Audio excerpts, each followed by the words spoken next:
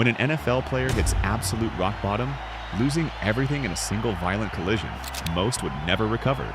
But Darryl Stingley's story isn't about hitting rock bottom. It's about what happens when an extraordinary human being rises from the deepest depths to become something even greater than he was before. On August 12, 1978, during what seemed like just another preseason game, New England Patriots receiver Darryl Stingley stretched for a pass over the middle of the field. Oakland Raiders safety Jack Tatum, nicknamed the Assassin, delivered a crushing blow that would change both men's lives forever. The hit shattered Stingley's fourth and fifth cervical vertebrae, instantly leaving him paralyzed from the neck down. In that moment, a promising NFL career died, but an incredible story of human resilience was just beginning. Darryl Floyd Stingley was born on September 18, 1951 on Chicago's West Side. He was more than just an athlete. He was an honor student at John Marshall High School who carried his academic excellence with him to Purdue University. From 1970 to 1972, Stingley dominated college football, showcasing a rare combination of speed, agility, and toughness that caught the attention of NFL scouts across the country. When the 1973 NFL draft arrived, the New England Patriots knew they had found something special. They selected Stingley with the 19th overall pick in the first round, bringing the young receiver to Foxborough with high expectations. Over 5 seasons, Stingley proved those expectations were justified. He accumulated 110 receptions for 1,883 yards and 14 touchdowns, establishing himself as one of the most versatile and dynamic players in the franchise. By 1978, Stingley was on the verge of his professional prime. He had just finished negotiating a contract extension that would make him one of the highest-paid receivers in the entire NFL. Everything was falling into place for a young man who had worked his entire life to reach this moment. Success, financial security, and football greatness were all within his grasp. But the NFL of the 1970s was a different beast than today's game. It was the era of ground and pound football, where bone-crushing hits were not just accepted, but celebrated. Players like Dick Butkus, Jim Lynch, and Jack Lambert were revered for their punishing physicality. Receivers who dared to venture across the middle of the field knew they would be met with devastating collisions from hard-hitting safeties and linebackers. Jack Tatum embodied this violent culture perfectly. The Assassin specialized in delivering concussive blows to receivers, and his reputation struck fear into offensive players across the league. The hit that would define both his and Stingley's legacy was not an isolated incident, but rather a shocking example of the brutal culture that dominated professional football. On that fateful August evening at the Oakland Coliseum, Stingley ran his route just as he had thousands of times before. Patriots quarterback Steve Grogan released the pass, and Stingley stretched out to make the catch. Tatum approached at full speed, launching himself into the collision. The impact of Stingley's helmet against Tatum's shoulder pad created a devastating compression of the spinal cord. The force was so severe that it broke Stingley's vertebrae instantly. What happened next revealed everything about the culture of football in 1978. Despite the obviously catastrophic nature of the injury, no penalty was called on the play. By the letter of the law, it was a legal hit. This fact would become a central point of controversy, highlighting the massive gap between what the rulebook allowed and what many people considered morally acceptable. The immediate aftermath painted a telling picture of institutional priorities. Raiders coach John Madden, along with many of Tatum's teammates, rushed to express their sympathies for Stingley. Madden hurried to the hospital and began what would become a lasting friendship with the injured receiver. Meanwhile, according to reports, no one from the Patriots organization was at the hospital until Madden called the team. Their charter plane had already begun taxiing for takeoff when they were forced to return to send representatives. What would you do if someone destroyed your dreams in a single moment? How would you handle losing everything you had worked for your entire life? Before you answer, make sure to subscribe and let me know in the comments what you think about Stingley's incredible response to this tragedy, because what he did next will change how you think about forgiveness and strength. While lawyers worked out the legal and financial details, Stingley began the process of rebuilding his life from scratch. The settlement between Stingley, the NFL, and the New England Patriots was significant. The Patriots agreed to cover all of his medical expenses for the rest of his life and pay for his and his children's education. This agreement set a crucial precedent for how the league would handle catastrophic injuries in the future. But financial support was just the beginning of Stingley's remarkable journey. Rather than allowing bitterness to consume him, he made a conscious decision to pursue growth and purpose. In 1991, 13 years after his injury, Stingley returned to Purdue University. Through a correspondence program, he completed the remaining credits needed for his degree. When graduation day arrived in 1992, something magical happened. As Stingley's name was called and he wheeled across the stage to receive his bachelor's degree in physical education, his fellow graduates rose to their feet in a prolonged standing ovation. The applause seemed to go on forever, a testament to the respect and admiration his perseverance had earned him. Stingley's commitment to education and self-improvement didn't end with his own degree. He served as a scouting consultant for the Patriots from his Chicago home for many years, proving that his football knowledge and passion for the game remained intact despite his physical limitations. His insights and expertise continued to benefit the organization that had drafted him decades earlier.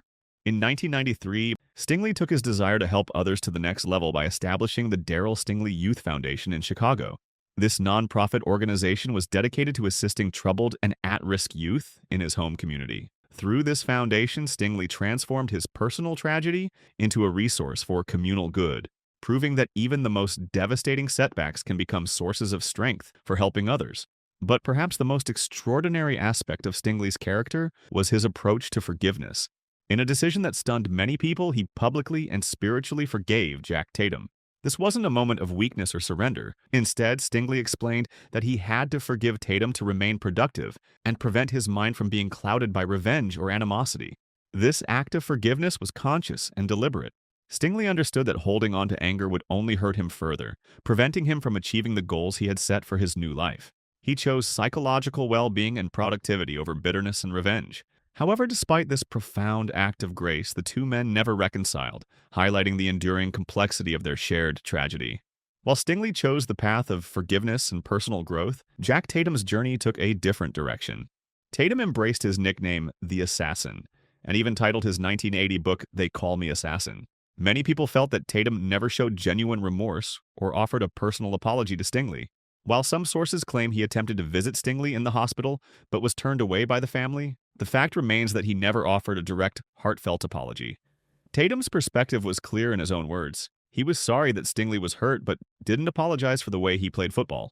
This perceived lack of remorse more than the hit itself is widely considered the reason Tatum was never inducted into the Pro Football Hall of Fame, despite his impressive career statistics and impact on the game. In a twist of fate that seemed almost biblical in its irony, both men would face serious health struggles later in life. Tatum, who had spent his career delivering brutal hits to others, began experiencing his own debilitating health problems. Complications from diabetes led to the amputation of his left leg, and later an arterial blockage cost him his right leg as well. His health continued to decline with kidney failure, and he was awaiting a transplant at the time of his death in 2010. When Stingley learned of Tatum's health crises in 2003, his response provided a final, powerful testament to his character. He showed no vindictive pleasure, stating that you cannot, as a human being, feel happy about something like that happening to another person. He compassionately connected Tatum's struggle to his own father's battle with diabetes and expressed hope that the ordeal would open Tatum's heart. This grace in the face of his former opponent's suffering solidified Stingley's legacy of humanity and faith. It provided the ultimate counterpoint to the very violence that had ended his career, proving that some people possess a capacity for compassion that transcends even the most painful experiences. The impact of Stingley's injury extended far beyond his personal story. His catastrophic collision forced the NFL to confront its own brutal culture and reevaluate what constituted a legal hit.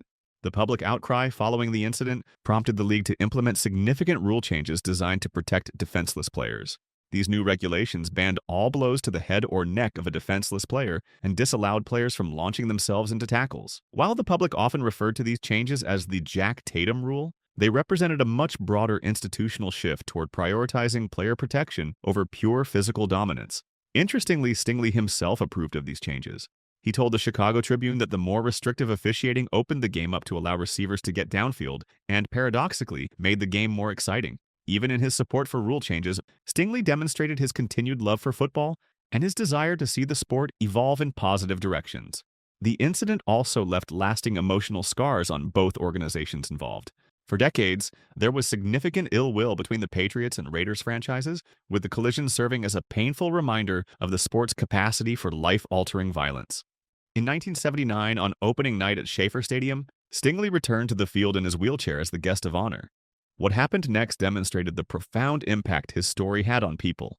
The crowd erupted in what many longtime observers believe was the loudest ovation in the stadium's history. The cheering was so prolonged that it significantly delayed the start of the game. This wasn't just support from Patriots fans. It was a collective acknowledgement of his courage and dignity that transcended team loyalties.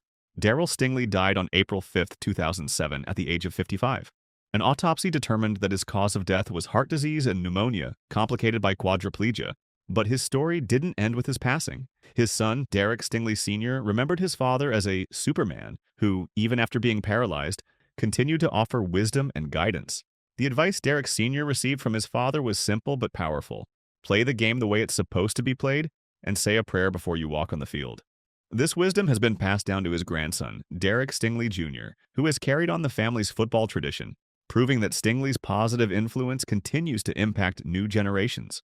Darryl Stingley's life serves as a powerful testament to the resilience of the human spirit. He was not merely a victim of an exceptionally violent sport, but a catalyst for its reform. He transformed his personal tragedy into a life of purpose, dedicated to self-improvement through education and community service through his foundation. His legacy is one of unwavering faith, profound forgiveness, and grace in the face of unimaginable hardship. In the end, his story provides a powerful counter-narrative to the very brutality that ended his career, proving that the human capacity for courage and compassion can triumph over even the most violent circumstances. If Stingley's story has inspired you to think differently about resilience, forgiveness, and the power of the human spirit, hit that subscribe button and share this video with someone who needs to hear about true strength. Sometimes the greatest victories happen not on the field, but in how we choose to live our lives when everything seems impossible.